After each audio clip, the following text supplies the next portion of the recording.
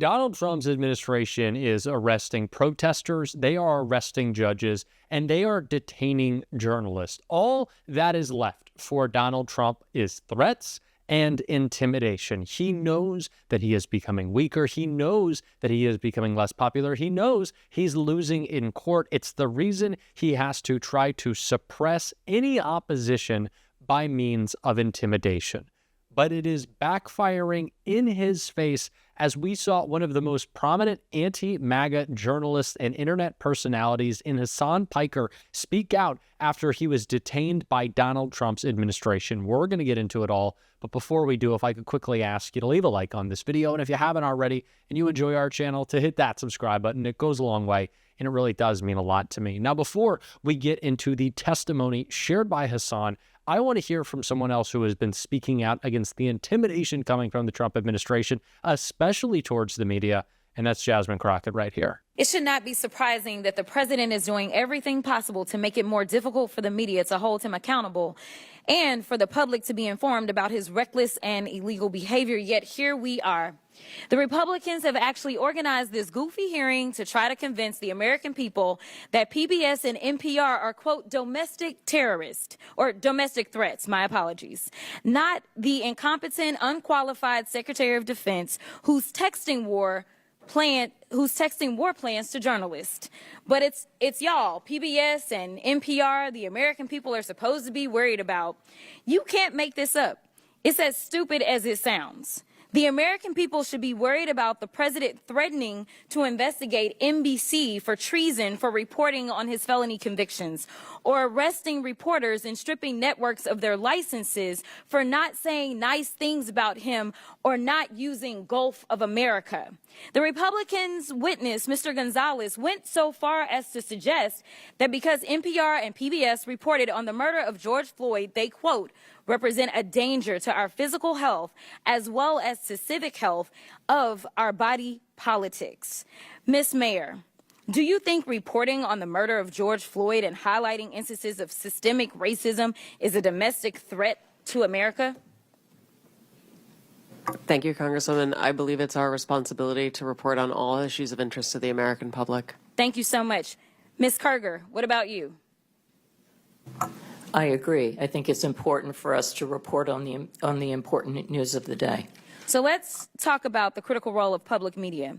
During his first term, President Trump's own Department of Homeland Security highlighted the importance of public broadcasting's role in public safety. In 2018, his administration stated, quote, PBS and local public television stations play a crucial role in protecting communities by delivering essential information to individuals and first responders. These benefits are all made possible by public broadcasting stations' unique reach, reliability, and role across America, and are especially vital in rural and underserved areas. For so long, MAGA has claimed to care about free speech, claimed to care about allowing your voice to be heard on college campuses. That was the big pet issue of the right, how there weren't enough conservative voices. They were being suppressed on college campuses.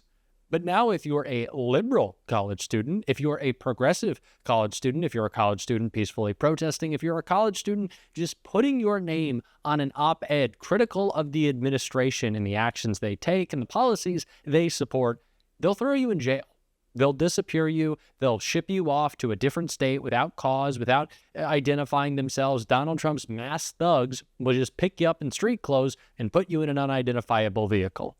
That is what they'll do. They want to intimidate, which makes it that much more important that people speak out. And that is exactly what we just saw from prominent streamer Hasan Piker, who told his story of being detained by the Trump administration. For those of you who don't know, I was detained by Customs and Border Patrol inside of the O'Hare Airport. I get to the global entry line, and they're processing everybody expeditiously. Gets to me, take a photo, boom, walk in. Instantly, the Customs and Border Patrol agent goes, "Step aside, sir. An agent will come and take you to another location." I was like, is that proper protocol? It's like, sometimes it happens. There's a detention area. I'm sitting there. There's like a bunch of terrified families. There's an old lady in a wheelchair. Finally, this agent comes out. They take me to this back room and we got to talking. And let me tell you folks, the TikTokers that talked about being detained, they were right. It was an insane situation. So it's very obvious that they knew exactly who the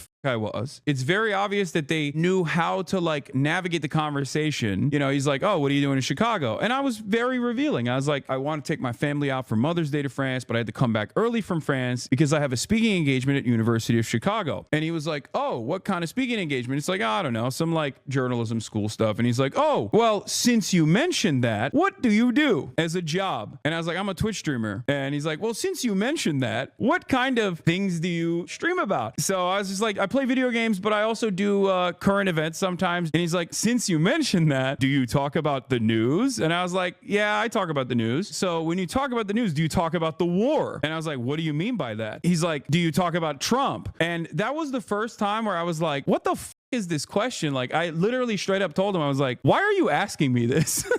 Like, what does this have to do with anything? None of these questions are actually valid questions to ask. But I was entertaining it because, one, I didn't want to present it as being difficult because I didn't want to extend the tension. And two, I actually wanted to see how far I could take it. And I'm glad I did this because the reality of the matter is I'm profoundly privileged. I'm a public person. I have enough money to be able to fight back against this sort of thing. And they know who the I am. So obviously the reason for why they're doing that is, I think, to try to create an environment of fear, to try to get people like myself, or at least like others that would be in my shoes that don't have that same level of security, to shut the up. And I'm going to use the privilege that I have in that moment to try and see what the they're doing. Every single thing that they ask me, he's literally not allowed. Like, what the do you mean? Why is this denying me entry into the country of my birth? You can't just stop me at the border and be like, what's your opinion on Donald Trump? You're not allowed to enter the nation. You may have seen this recently, but friend of the show and prominent YouTuber David Pakman spoke out about the advice that he received to not travel abroad. That David was a naturalized citizen. He wasn't born in the United States, but his family moved here when he was very young. But for most of his life, the majority of his life, he has been an American citizen. But still, he is worried that the Trump administration, just because of the show he hosts, just because of the truth that he speaks, will come after him and try to interfere with his entry, his re-entry into the United States, maybe traveling to a different country just because of who he is. And obviously, that is not hair on fire, lib reaction. That's true. That's what's happening. There is real evidence in Hasan's story that this is what we are actually seeing. This is the intimidation that comes with interacting with the Trump administration. This is the police state of fear that they are trying to build. This is what they want people to feel no matter where they are. It's not just going in and out of an airport, but where else is Donald Trump and his police state going to be monitoring you? Like, really, of course, when you're coming back into the country, you have your photo taken, but I don't want to get too conspiratorial here, but it's not a conspiracy. They are identifying and disappearing people all across the country, and they're doing it again with these ICE agents who are dressed like Proud Boys, because let's be honest, a lot of them are, and they're in street clothes. So anyone at any time, could just steal you away without any cause, without providing you any information? That's what this administration is doing. And it's the reason why we have Democrats like Senator Van Hollen making the important point that standing up for the human rights the due process deserved to Abrego Garcia isn't about defending the character of the man, but the very principle that Donald Trump wants to violate.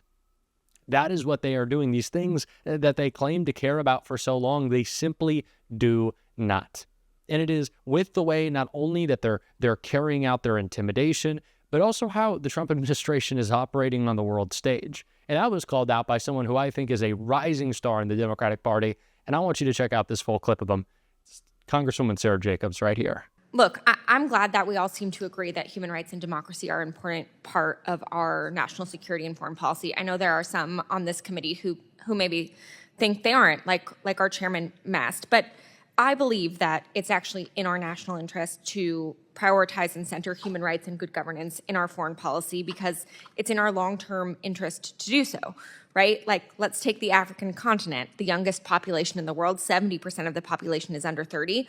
These young people are the future. Do we want them to remember the U.S. supporting their autocratic regimes or supporting populations who need protection and support to fight for a better future? Obviously, we can have that policy discussion. But what we're talking about now is the grave mistake I think this administration is taking to sideline human rights, democracy, and governance at the State Department. And Madam Chairwoman, I first of all don't believe any of the programs that you cited are actually DRL programs, but also, look, you can cherry pick a random grant or a program here or there and frame them as something that's silly. That's fine, actually. I'm actually fine if you disagree with some of the programs that the Biden administration put in place. They were aligned with Biden's foreign policy priorities, which included supporting human rights, including LGBTQ plus rights. It is totally normal for a new administration to come in and decide that they have different priorities and to terminate those programs that they don't think align with their policy priorities. But that's not what this administration has done. It has actually canceled nearly all human rights programs, including human rights programs that were working on fighting for freedom in China, in Venezuela, and Nigeria. And it is gutting the expertise in the department around human rights. So first, Dr. Quirk, I want to dig into a little bit more the impact of this administration's gutting of democracy programs. Approximately how many of your programs were terminated by this administration? At the start of the administration, we had roughly from state and AID 95 active awards, and all but a handful have been terminated. And the administration has assured us that this review was being done in a systematic way, that they were focused on waste, fraud, and abuse, that they're just doing due diligence. Did any of those terminations include a rationale for why the program was canceled? No. Would you consider any of those programs woke?